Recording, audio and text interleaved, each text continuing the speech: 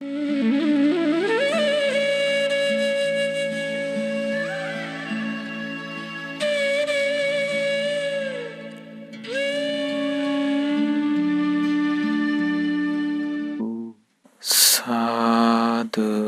සාදු සාදු නමස්කාර වේවා බුදුරුවනට සැමදා බුදු හිමි සරණ යමි.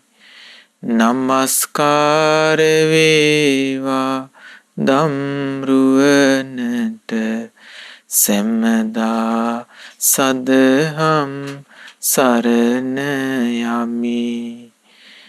නමස්කාර වේවා සංඝරුවනට සැමදා මහා සංඝ සරණ යමි.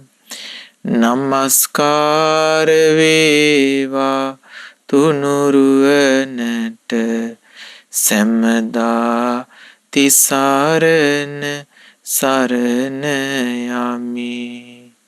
සාදු සාදු සාදු. අපි හැම දෙනාගේම කල්යාණ මිත්‍ර මාගේ ගුරු දේවෝත්තම පින්වත් ලොකු ස්වාමීන් වහන්සේට අපගේ නමස්කාරය වේවා. සාදු සාදු සාදු. ශ්‍රද්ධාවන්ත වාසනාවන්ත පින්වත්නි, ගෞතම බුදුරජාණන් වහන්සේගේ ධර්මයේ තුලින් මේ ලෝකේ අති සුන්දර සිත් ඇති, අති සුන්දර වචන ඇති, අති සුන්දර ක්‍රියාවන් ඇති උතුම් පුද්ගලයන් බිහි කරනු ලබනවා. ඒ ආකාරයෙන් උතුම් ශ්‍රේෂ්ඨ පුද්ගලයන් බිහි කරන්නේ තම තමා තුළ තිබෙන්නා වූ අඩුපාඩු, තම තමා තුළ තිබෙන්නා වූ වැරදි දුරු කර ගැනීමේ ප්‍රතිඵලයක් විදිහට. භාග්‍යතුන් වහන්සේගේ ධර්මයේ හැමතිස්සෙම අපි යොමු කළේ තමන්ගේ ජීවිත අභ්‍යන්තරය ගැන විමසා බලන්නට. තමන්ගේ කායික ක්‍රියා, තමන්ගේ වචනය, තමන්ගේ සිතුවිලි ගැන නැවත නැවත සිතා බලන්නට. නමුත් අවාසනාවකට මුළු මහත් ලෝකයේ පුරාමත් ඒ වගේම මේ ශ්‍රී ලංකාදීපෙත් බොහෝ පිරිසක් පින්වත්නි හුරු වෙලා තියෙන්නේ තමන්ට වඩා අනුන්ගේ ජීවිත ගැන සොය සොයා යන්නට. ඔබ අපි කවුරුත් සිතනවට වඩා මේක ඉතාමත් දුෂ්කර ක්‍රියාවක්. මොකක්ද මේ දුෂ්කර ක්‍රියාව? තවත් කෙනෙකුගේ ජීවිතය පිළිබඳව නැත්නම් තවත් පුද්ගලයෙකු පිළිබඳව ඒ ආකාරයෙන්ම තේරුම් ගැනීම. අපි බොහෝ වෙලාවට පුරුදු පුහුණු වෙලා තියෙනවා ඉතාමත් වැරදි දෙයක් කරන්න. ඒ වගේම ඒක අපි අනිවාර්යයෙන්ම නොකළ යුතු දෙයක්. මොකක්ද? පුද්ගලයෙකුගේ බාහිර ස්වરૂපයෙන්, පුද්ගලයෙකුගේ අපි බාහිරින් දකින ආකාරයෙන් ඒ පුද්ගලයන් පිළිබඳව නිගමනයකට එන්න මේ අය යහපත් වූ අයහපත් වූ පුද්ගලයන් කියලා. මේ ලෝකයේ තුල බොහෝ බටහිර රටවල හරි අපූර්ව කතාවක් තියෙනවා. මොකක්ද? Don't judge the book by its cover. පොතක පිටකවරයකින් ඒ පොත ගැන නිගමනයකට එන්න එපා කියලා. හරි අපූර්ව ප්‍රකාශයක් මේක.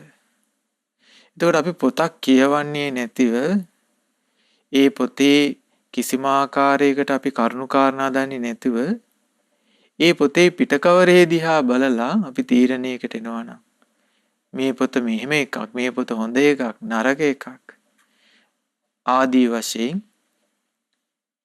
එයාගේ නිගමනය කවදාකවත් සාර්ථක එකක් වෙන්නේ නැහැ. නමුත් මේ ලෝකයේ බොහෝ මිනිසුන් අනෙකුත් මිනිසුන්ව මනින්නේ අනිත් මිනිසුන්ව තේරුම් ගන්නෙත් ඔන්න ඔය විදියටයි. දැන් පොඩි සරල උපමාවක් කිව්වොත් උදාහරණයක් කිව්වොත් පින්වත්නි සමහර ලාවට කඩේකට කෙනෙක් හොඳට ඇඳ පැළඳගෙන ආවොත් හොඳට මේ ඇඳ පැළඳගෙන ඒ වගේම හොඳ වාහනයකින් ඇවිල්ලා සමහරවිට තමන්ගේ කඩේ ඉස්සරහා කෙනෙක් බැස්සොත් ඒ කඩේට පැමිණුණොත් මහත්මයා එන්න සර් කියලා කතා කළාට සමහර වෙලාවට ඔන්න ඒ ආකාරයෙන් වැදගත් ඇඳුමකින් තොරව කෙනෙක් ආවොත් සමහර වෙලාවට කෙලින්ම තමුසෙට මොනවද ඕනේ? තමුසෙට මොනවද අද ගන්න ඕනේ? ඒතර බලන්න අපි සමහර වෙලාවට ඒ පුද්ගලයන්ගේ ජීවිතේ කිසිම අභ්‍යන්තරයක් නොදැන බාහිර ඇඳුමින් බාහිර අපි දකින දෙයින් ඒ පුද්ගලයන් පිළිබඳව නිගමනයකට එනවා මේ අය උසස් මේ අය පහත් කියලා. මේක අපි කවදාකවත් නොකළ යුතු දෙයක්. මොකද පින්වත්නි දැන් ඔබ අපි දකින දෙයක් තමයි අපි සමහර ලාවට පාරවල යද්දී අපි දකිනවා සමහර ලාවට නගර සභාවල මේ පාරවල් නොයෙකුත් ස්ථාන පවිත්‍ර කිරීමේ උදවිය. සමහරවිට කිසිම කෙනෙක් අඩුම ගානේ සිනහවකින්වත් අඩුම ගානේ වචනයකින්වත් ඒ ඇත් සමග සුහද ආකාරයකට සාකච්ඡා කිරීමක් හෝ නැත්නම් සුහද විදියකට ඒ ඇත් දෙස බැලීමක් හෝ සිද්ධ කරන්නේ නැහැ. අපි එකපාරට මෙනවා මේ නගර සභාව වැඩ කරන කෙනෙක් කියලා සමහරට පහත් අයුරින් නිඳා අයුරින් ඒ ඇයට කතා බස් කරනවා. මේක අතිශයින්ම බරපතල අතිශයින්ම නරක දෙයක්.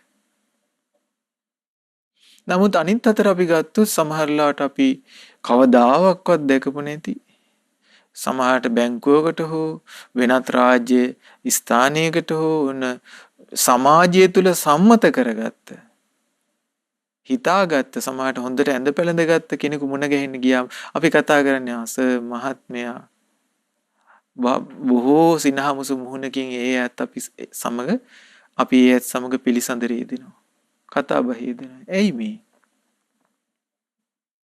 නමුත් ඇත්තටම හිතලා බැලුවොත් සමහරවිට අපි අර සිනහමුණකින් එහෙම නැත්නම් අපි කතා බහේ නොයෙදෙන කෙනා කායික ක්‍රියාවන්ගෙන් වචනයන්ගෙන් සිතුවිලි වලින් උසස් කෙනෙක් වෙන්න පුළුවන්. ඒ කෙනා අර හොඳට ඇඳ පැළඳගෙන ඉන්න මහත්තුරුයයි උසස්යයි සමාජය තුල සම්මත කරගත්ත ඒ පුද්ගලයන්ට වඩා හොඳ යහපත් චරිතයකින් හෙබි කරුණාවන්ත පුද්ගලයන් බවට පත් වෙන්න පුළුවන්. නමුත් අපි මේ කරුණු කාරණා කිසිවක් නොදැන අපි මේ කරුණු කාරණා කිසිවක් සිතන්නේ නැතිව අපි එකපාරට නිගමනයකට එනවා. මේ උසස් මේ පහත් කියලා අපිට බාහිර අපි දකින පෙනුමේ. මම ඔබට සිද්ධ වෙච්ච පුංචි සිදුවීමක් කියන්න. මට මතකයි අපි එක්තරා රටක වාසය කරද්දී එක්තරා වැදගත් ආයතනයක වැඩ කරන මහත්තයෙක්. ඒ රටේ ප්‍රධානම ආයතනයක බොහෝම ප්‍රධාන නිලතලයක් දරන කෙනෙක්. මෙයා දවසක් ශ්‍රම දානයකට එහෙම නැත්නම් මේ එයාට පින්දැස් කරගන්නට එයා අසපුවට ඇවිල්ලා දවසක් දෙකක් නතර වෙලා අසපුවේ වැඩ කටයුතු කරමින් හිටියා. ඒතකොට මෙයා අසපුවේ වැඩ කටයුතු කරන නිසා මේ බොහොම කොට කලිසමක් ඇඳලා ටී-ෂර්ට් එකක් ඇඳලා අසපුවේ වාසය කරේ. ඒතකොට එදා ඒ අසපුවට ආව පිරිසක් සමහර මෙයා දැකලා මෙයා මේ පන්සලේ නතර වෙලා ඉන්න කොල්ලෙක් කියන අදහසින් තමයි කතා කරලා තියෙන්නේ. එතකොට මේ මහත්තයා ඇවිල්ලා අපිත් එක්ක කිව්වා අනේ ස්වාමීන් වහන්සේ මට කවදාවත් මෙහෙම වෙලා නැහැ. මට හරි ලැජ්ජාවක් හිතුණා එකපාරටම අනේ මේ මං ගැන මෙහෙම හිතුවනේ කියලා. මොකද මේ මහත්මයා ඒ වෙනතුරුම එදා ඒ සිද්ධියට මුහුණ වෙනකන් එයාට හැමෝම කතාබස් කරන්නේ බොහොම උසස් කෙනෙක් විදිහට. නමුත් මේ අර තමන් මේ ශ්‍රමදානයේ පිණිස වැඩ කටයුතු කිරීම පිණිස ඇඳගත් ඇඳුම දිහා බලලා එදා අපේ අසපුවට ආව සමහර තව පිරිසක් එකපාරට නිගමනයකට ආවා මෙයා මේ අසුපින් අතර වෙලා ඉන්න පොඩි කොල්ලෙක් එහෙම නැත්තම් කියලා. අර වෙනද ලැබෙන ගරු නම්බුනාම යාට ලැබුණේ නෑ. ඒතර බලන්න අපේ හිත කොච්චර ලාමකද? කොච්චර පහද්ද? කොච්චර නීචද? අපි කෙනෙකු පිළිබඳව අදහසකට එනවා නම් එයාගේ ඇඳුම් පැළම දිහා බලලා. එයාගේ කොණ්ඩ විලාසිතාව දිහා බලලා. එයා කන කෑම බීම ආහාර පාන දිහා බලලා. එයා තමන්ගේ එදිනෙදා ජීවිතේ බඩු ගැනීම පිණිස යන්නේ මොන කඩේටද මොන සුපර් මාකට් එකටද කියා බලලා අපි ඒ අයුරින් ජීවිත පිළිබඳව නිගමනයකට එනවා නම් මේ අය උසස් මේ අය පහත් කියලා. ඒක බොහෝම පහත් ලාමක ක්‍රියාවක්. බොහොම ලාමක ක්‍රියාවක්.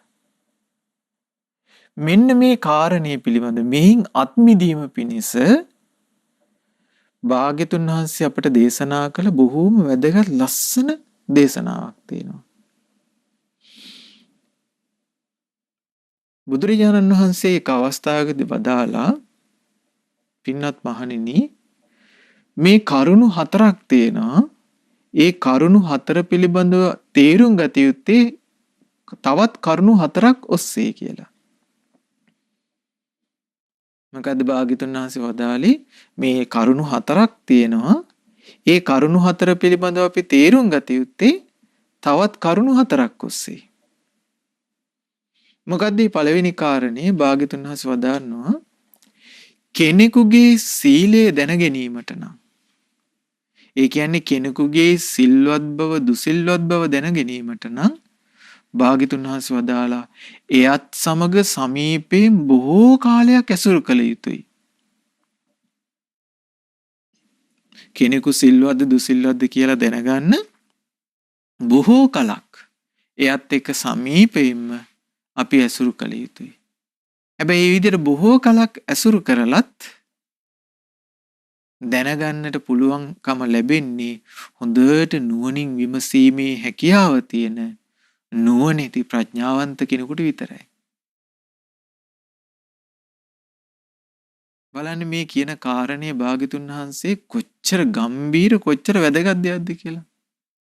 ඒ සමහර විට බලන්න පින්වත්නි අපි සමහර වෙලාවට ඔබ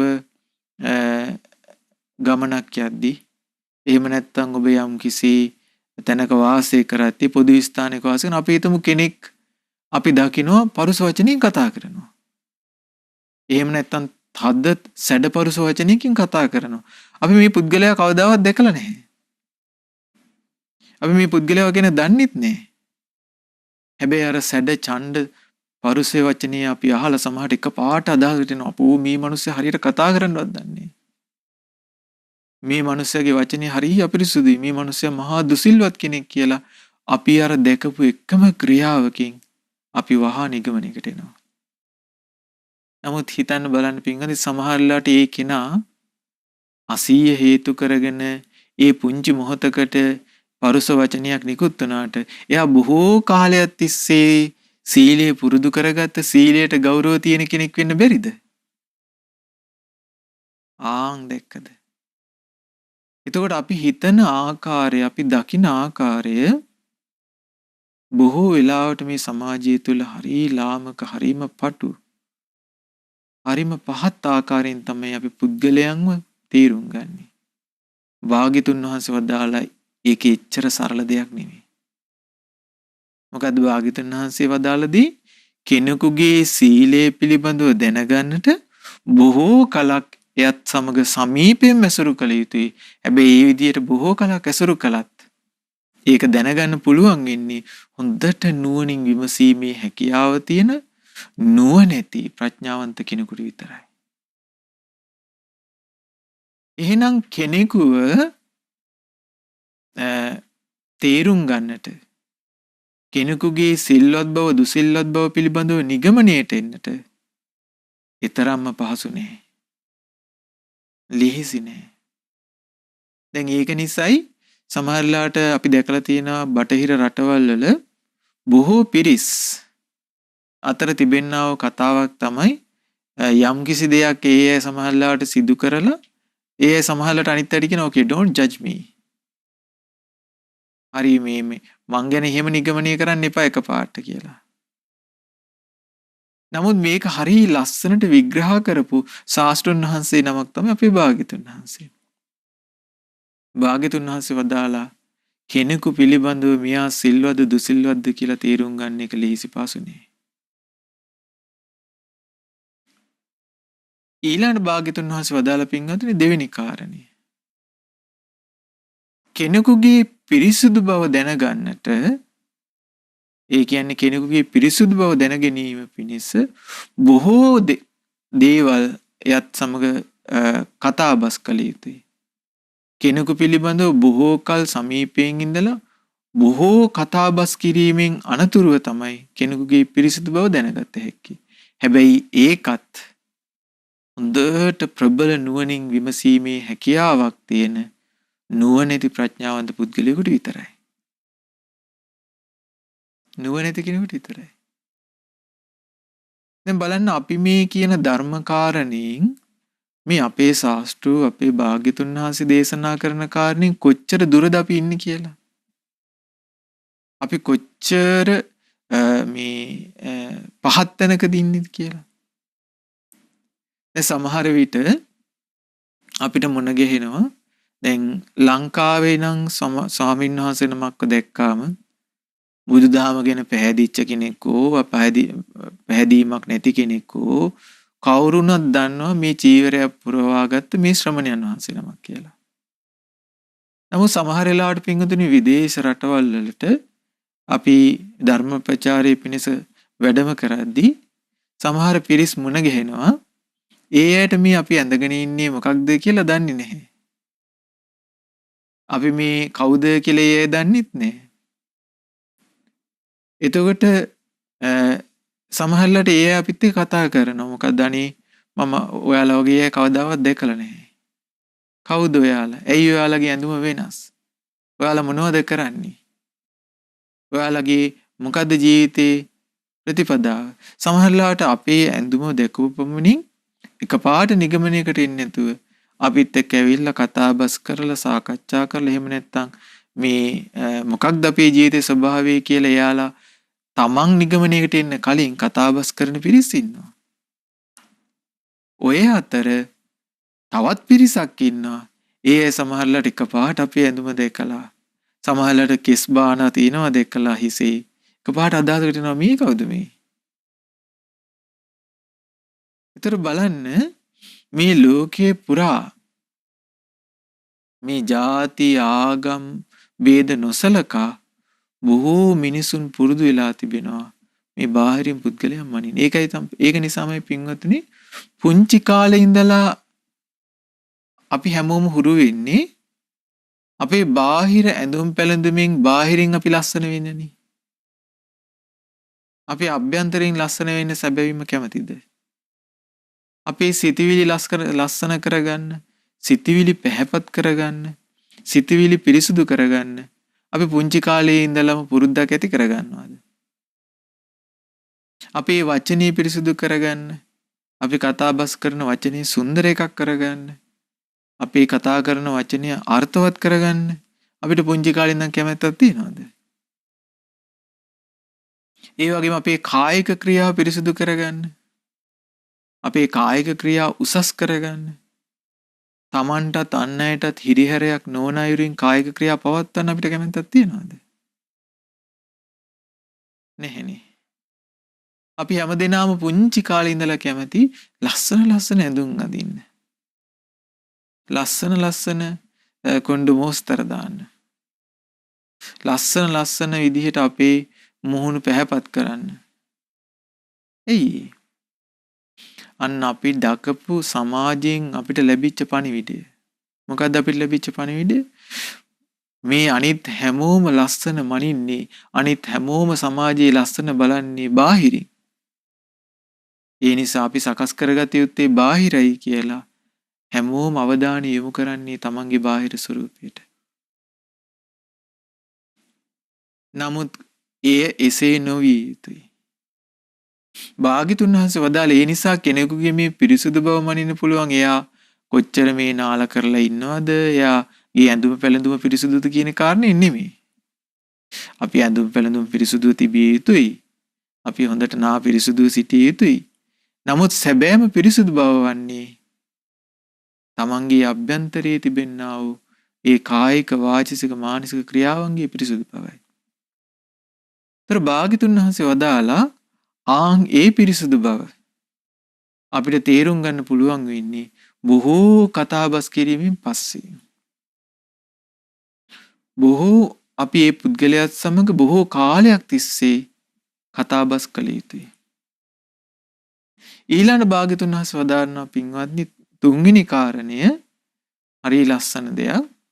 ඒ තමයි කෙනෙකුගේ බලය, හැකියාව දැනගන්නට හැකියාව තියෙන්නේ එයාට විපතක්, අර්බුදයක් පැමුණාට පස්සේ.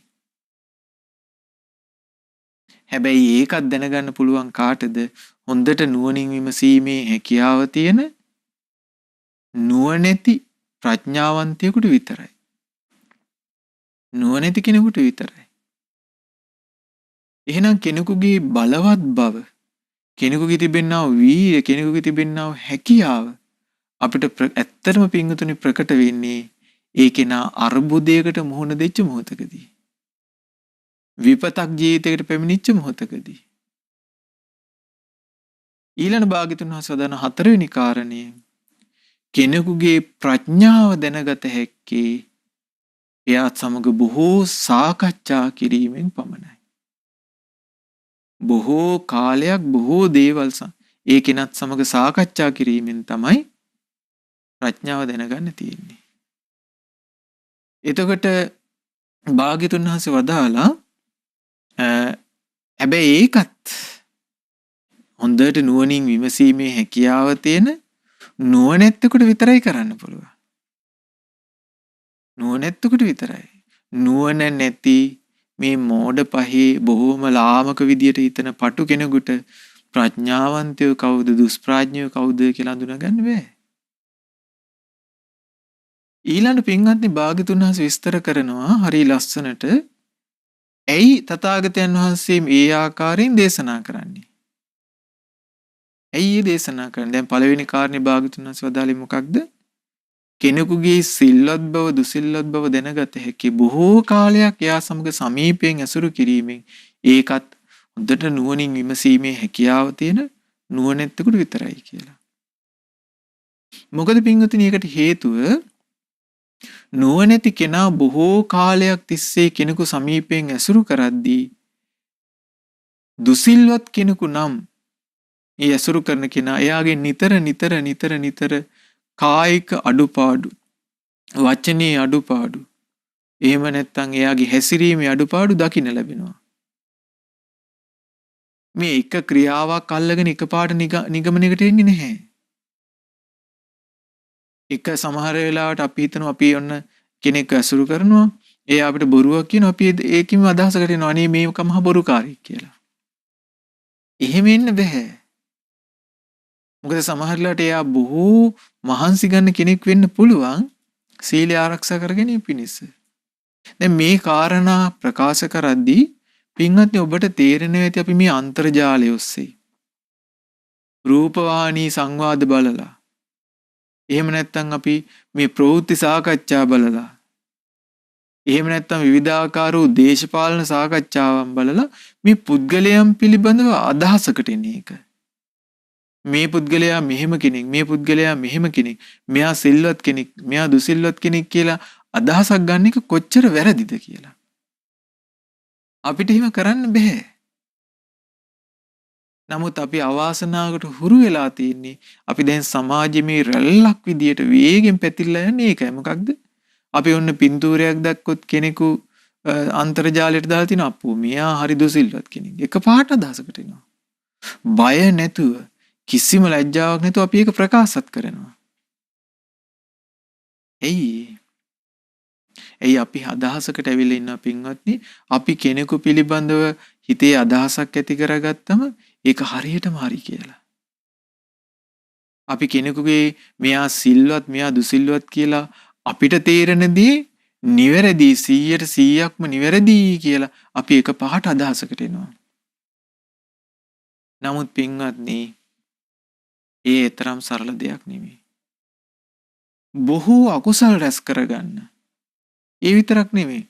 බොහෝ ආර්ය උපවාද පවා සිදු කරගන්න තත්ත්වයට අද මිනිසුන් පත් වෙලා තියෙන්නේ මෙන්න මේ කාරණේ තේරුම් නොගැනීම නිසා. දැන් සමහරලාට බලන්න ස්වාමින් වහන්සේලාගේ යම් යම් වචන අල්ලගෙන ස්වාමින් වහන්සේලාගේ යම් යම් වාක්‍ය අල්ලගෙන සමහරලාවට බොහෝ අය අකුසල රැස් කරගන්න විදිහ. නමුත් ඒ අල්ප මාත්‍ර තරම්වත් සමහරලාට කවදාකවත් ඒ තමන් විවේචනය කරන තමන් මේ එකපාරටේ අදහසකට ආපු ඒ ස්වාමින් වහන්සේලාව කවදාවත් මුණ ගැහිලා සාකච්ඡා කරලවත් නැහැ. නමුත් එක වචනයකින් අදහසට එනවා මෙන්න මහා දුස්සීලයෝ. මෙන්න මහා නීච පුද්ගලයෝ කියලා බය නැතුව තමන්ගේ අදම නීච අදහස් ප්‍රකාශ කරනවා. භාග්‍යතුන් වහන්සේ වදාළ පින්වත්නි, එසේ නොකළ යුතුයි. බලන්න භාග්‍යතුන් වහන්සේ ඇයි අපිට මෙබඳු දෙයක් දේශනා කරේ? ආරක්ෂා කරන්න පින්වත්නි. මොකද භාග්‍යතුන් වහන්සේ දන්නවා අපේ හිතේ ස්වභාවය අපිට වඩා. ඔබට වඩා ඔබේ සිත පිළිබඳව දන්න කෙනෙක්, දැනගෙන සිටපු කෙනෙක්, අවබෝධ කළ කෙනෙක් අපගේ ශාස්ත්‍රඥ වහන්සේ. ඔබට වඩා ඔබේ කායික ක්‍රියා, ඔබේ වචනේ පිළිබඳව, ඔබේ හැසිරීම පිළිබඳව, ඔබගේ සිතුවිලි සිතන ආකාරය මේ සියල්ල අවබෝධ කරගෙන සිටපු කෙනෙක් අපේ භාග්‍යතුන් වහන්සේ. ඒ භාග්‍යතුන් වහන්සේගේ සිතේ උපන්න මහා කරුණාව නිසායි පින්වත්නි අපිට මෙබඳු දෙයක් දේශනා කළේ. මොකක්ද? කෙනෙකු පිළිබඳව සීලවත් බව, දුසිල්වත් බව දැන ගැනීම ලෙහෙසි පාසු නෑ. බොහෝ කාලයක් සමීප වැසුරු කළ යුතුයි. ඒ සමීප වැසුරු කරලත් එයාට හොඳ නුවණින් විමසීමේ හැකියාවක් තියෙනවා නම් විතරයි. එයා නුවණැත්තෙක් නම් විතරයි ඒකත් එයාට තේරුම් ගන්න පුළුවන්කම ලැබෙන්නේ මෙයා සිල්වත් කෙනෙක්, දුසිල්වත් කෙනෙක් කියලා. ඊළඟට පින්වත්නි දෙවෙනි කාරණේ භාග්‍යතුන් වහන්සේ වදාළේ මොකක්ද? කෙනෙකුගේ පිරිසිදු බව දැනගත හැක්කේ එයාගේ කතාවෙන්. කතාබස් කරන විදිහෙන් තමයි කෙනෙකුගේ පිරිසිදු බව දැනගන්න තියෙන්නේ. ඒකත් මේ එකපාරට වචන දෙක තුනක් කතා කරලා නෙමෙයි. බොහෝ කාලයක් එයා සමග කතාබස් කරලා. ඒතර භාග්‍යතුන් වහන්සේ වදාළ කොහොමද ඒක වෙන්නේ? එයා කතාබස් කරද්දී නැවත නැවතත් කතා වේදෙද්දී අර තමන්ට තේරුම් ගන්න හැකියාවක් ලැබෙනවා. මේ කෙනා එක පුද්ගලයෙක් ඉස්සරහා කතා කරන්නේ එක විදිහකට. දෙන්නෙක් ඉන්න තැන කතාබස් කරන්නේ තව විදිහකට. තුන් දෙනෙක් ඉන්න තැන කතා කරන්නේ තව විදිහකට. පිරිසක් ඉන්න තැන මෙයාගේ කතාව තවත් එකක්.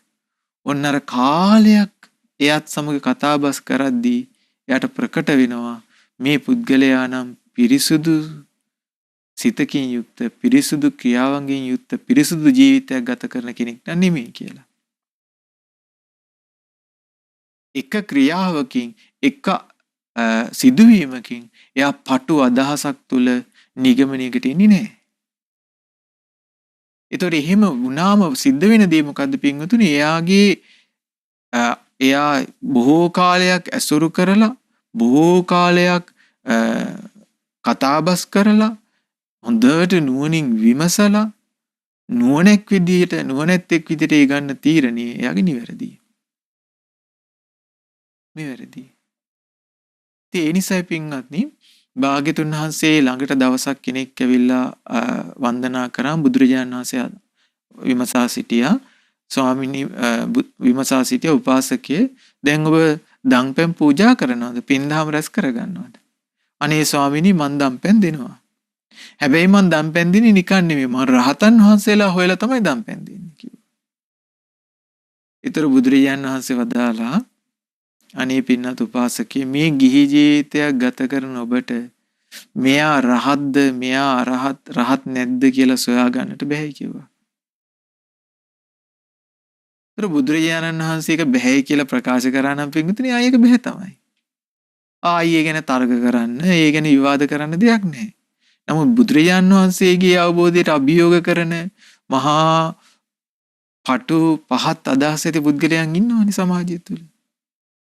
ඒ අදහසකට එනවා මේ රහත් මේ. බුදුරජාණන් වහන්සේ වදාළ ඒ නිසා ඔබ දන් පෙන් දෙද්දී උපාසකය ඔබ ආර්ය මහා සංඝරත්නයේ විශේෂ කියන අදහසින් දන් දෙපැන් දෙන්න කිව්වා. ඇයි භාග්‍යතුන් වහන්සේ මේ විදිහට ප්‍රකාශ කළේ පින්වත්? හොඳට හිතලා බලන්න, කල්පනා කරලා බලන්න. ඒක අතිශයින්ම දුෂ්කර දෙයක් නිසා. අපිට මේ සාමාන්‍ය හොඳට හිතලා බලන්න පින්වත්නි ඔබත් එක්කම වාසය කරන ඔබේම දරුවෝ, ඔබේම ස්වාමියා, ඔබේම බිරිඳ ගැනවත් ඔබට හරියාකාරව තේරෙන්නේ නැතිකොට, ඒ අය හිතන පතන විදිහවත් සමහරලාවට ඔබට තේරෙන්නේ නැතිකොට, කොහොමද ඔබ මේ අනිත් සමාජයේ අනිකුත් චරිත පිළිබඳව අදහසකට එන්නේ? කොහොමද මේ නිගමනය ඔබ හරි කියලා හිතන්නේ? එහෙනම් අපිට බොහෝ කාලයක් තිස්සේ වැරදිච්ච තැනක් නේද මේක? අපි නිවැරදි කරගත යුතු තැනක් නේද මේක? ඊළඟ භාග්‍යතුන් වහන්සේ වදාළ පින්තුරු තුන්වෙනි කාරණය මොකක්ද? කෙනෙකුගේ බලය දැනගත හැක්කේ එයා අරුබුදයකට පත්වෙච්ච අවස්ථාවකදී. හැබැයි ඒකත් හොඳට නුවණින් විමසීමේ හැකියාව තියෙන හොඳ මේ නුවණැත්තෙකුට විතරයි ඒක කරන්න පුළුවන්. නුවණැත්තෙකුට විතරයි. ඇයි හේතුව පින්වත්නි දැන් අපි ගත්තොත් ඒකට හේතුව භාග්‍යතුන් වහන්සේ ලස්සනට දේශනා කරනවා. බුදුරජාණන් වහන්සේ වදාළ මේ ලෝකයේ සියලු මිනිසුන්ට තමන්ගේ ජීවිතේට පැමිණෙන කරුණු තියෙනවා. මොනවද ඒ කරුණු? ලාභය, අලාභය, නින්දාව, ප්‍රශංසාව, සැප, දුක, කීර්තිය, අපකීර්තිය මෙබඳු කරුණු. ඒතර තමන්ගේ සමහරට ඥාතීන් අහිමි වෙලා යද්දී, තමන්ගේ දේපල අහිමි වෙලා යද්දී, තමන්ගේ ධන දානි අහිමි වෙලා යද්දී, තමන්ගේ රැකියාව අහිමි වෙලා යද්දී, තමන්ගේ යහළු හිත මිත්‍රාදීන් අහිමි වෙලා යද්දී බොහෝ කෙනෙකුට මේ තමන්ගේ ජීවිතේ මේක අපි මුහුණ දෙන යථාර්ථයක් නේද කියන කාරණිය තේරුම් ගන්න බැහැ. එතකොට ඒ මොකද වෙන්නේ? ඒ තේරුම් නොගැනීමත් එක්කම එකපාරටම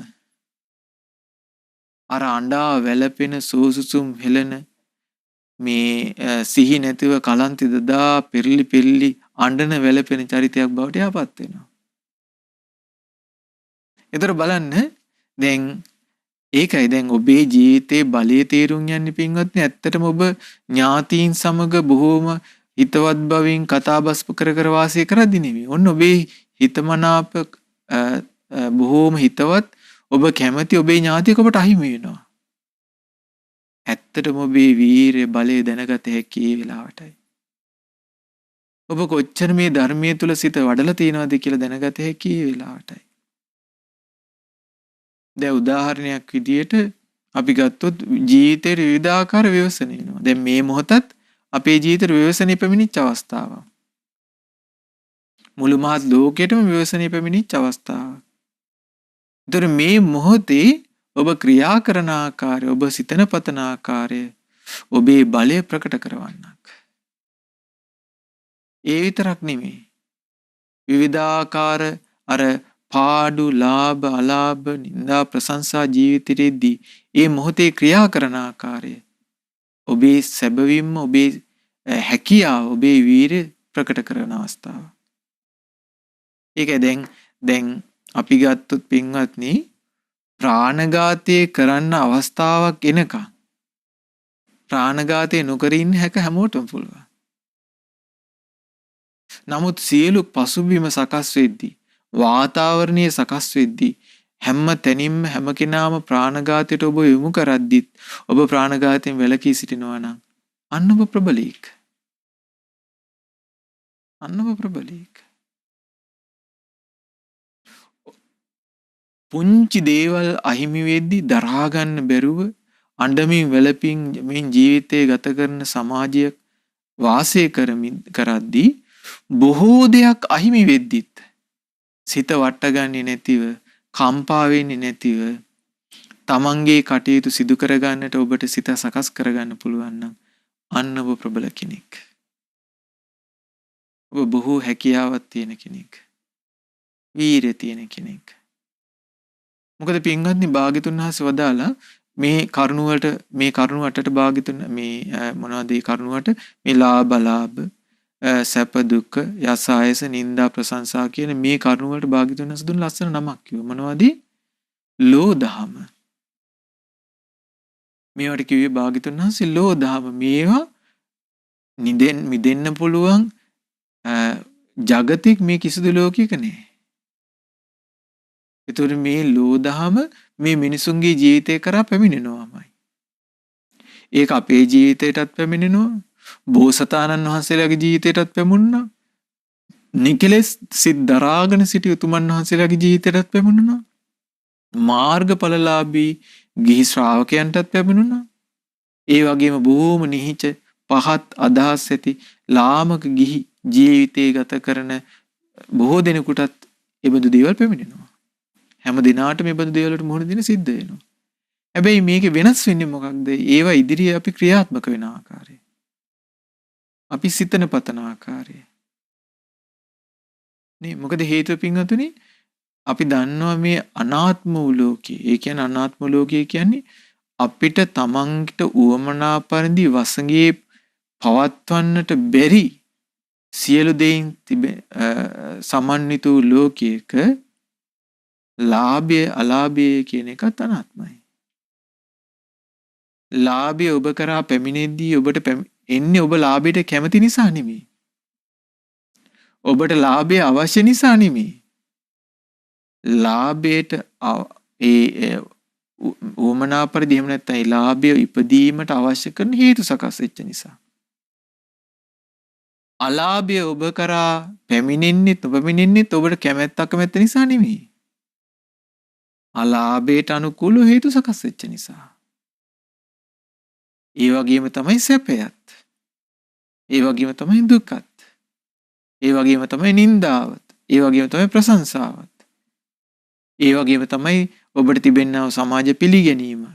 එහෙම නැත්නම් සමාජ නොපිළිගැනීම. මේවා හේතු සහිතයි. වසඟේ පැවැත්විය හැකි දේවල් නෙමෙයි. Taman උමනා නිසා, තමන් කැමැත්ත නිසා, තමන් කැමති නිසා ඒ ආකාරයෙන් තීරණය වෙන දෙයක් නෙමෙයි. ඒතකොට ඔන්නෝක හොඳට නුවණින් තේරුම් ගත්තොත් තමයි ඒ කරුණ අපේ ජීවිතේට පැමිණෙද්දී අපිට මුහුණ දෙන්න පුළුවන්. ඒ හැකියාව අපිට ලැබෙන්නේ. එහෙනම් මේ පින්වත්නි මේ ඉබේම මේ සමාජ පරිසරයත් එක්ක ගොඩනැගෙන සමාජයේ ගොදුරක් බවට ඔබපත් වෙන්න එපා. අන්තර්ජාලය තුල ගොදුරක් බවට ඔබපත් වෙන්න එපා. මේ මාධ්‍යයේ ගොදුරක් බවට ඔබපත් වෙන්න එපා.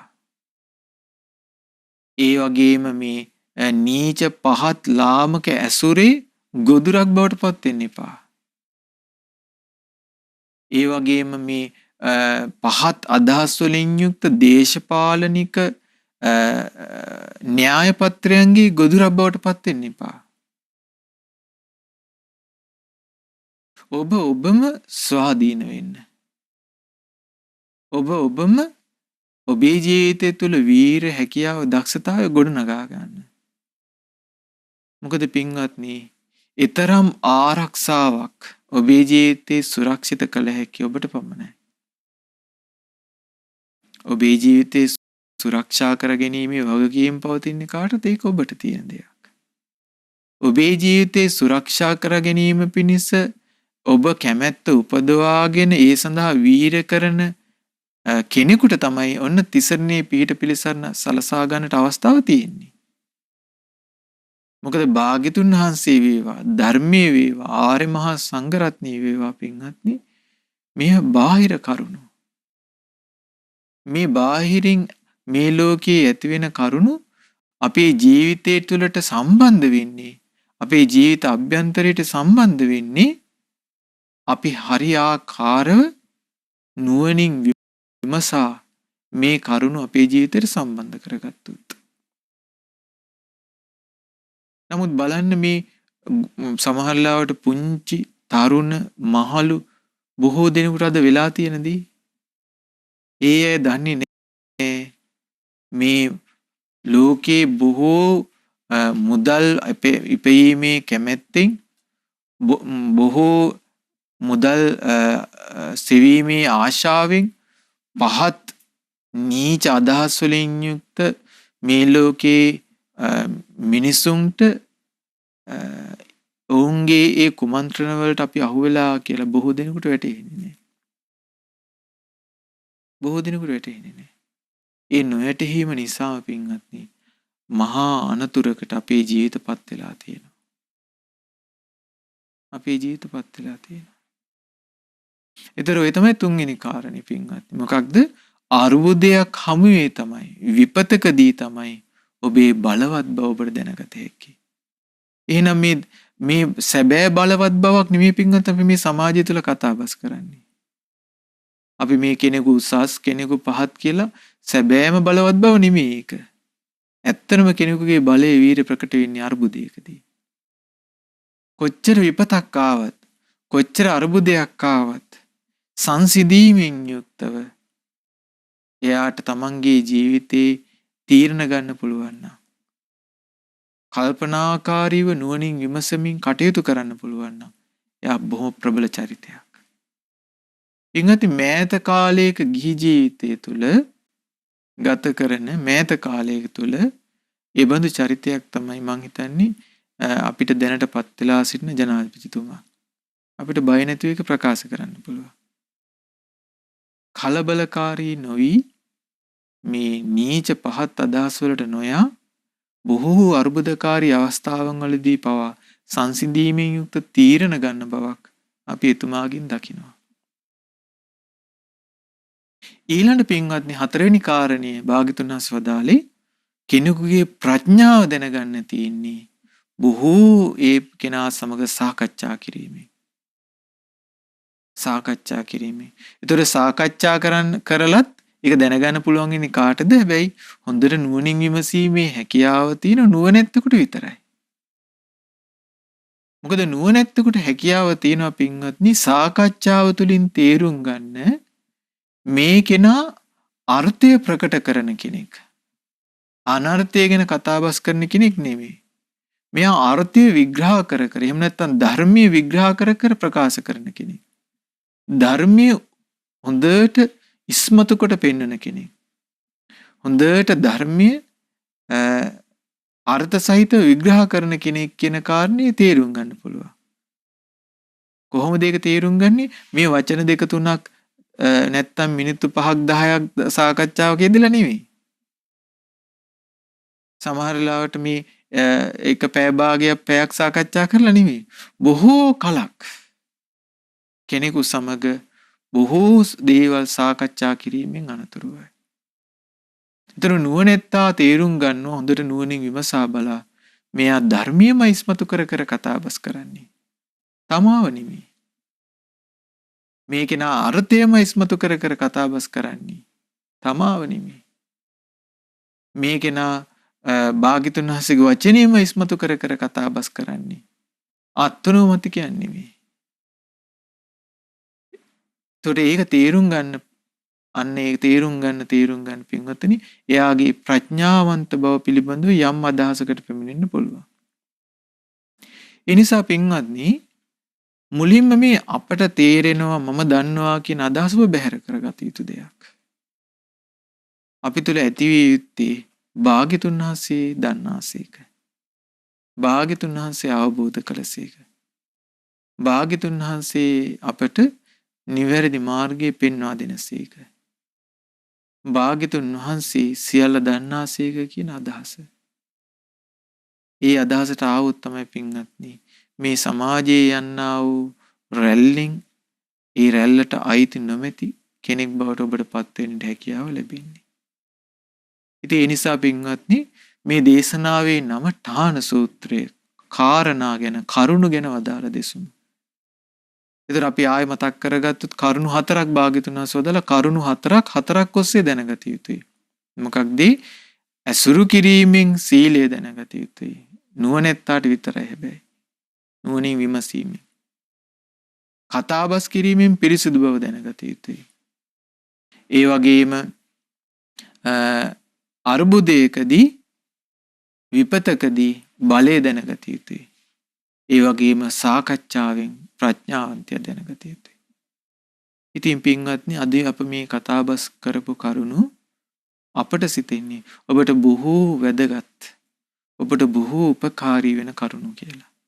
ඒ නිසා ඔබ සෑම සියලු දෙනාටම මේ කරුණු තමන්ගේ ජීවිතය තුළ පුරුදු පුහුණු කරගෙන ජීවිතයට ගලපාගෙන සුන්දර මනුෂ්‍ය රත්නයක් සුන්දර මනුස්ස ජීවිතයක් ප්‍රියමනාප පිරිසුදු මනුස්ස ජීවිතයක් ගොඩනගා ගැනීම පිණිස ඔබ හැම දිනාටම ශක්තිය ධෛර්යය වාසනාව උදා වේවා කියලා අපි ප්‍රාර්ථනා කරනවා.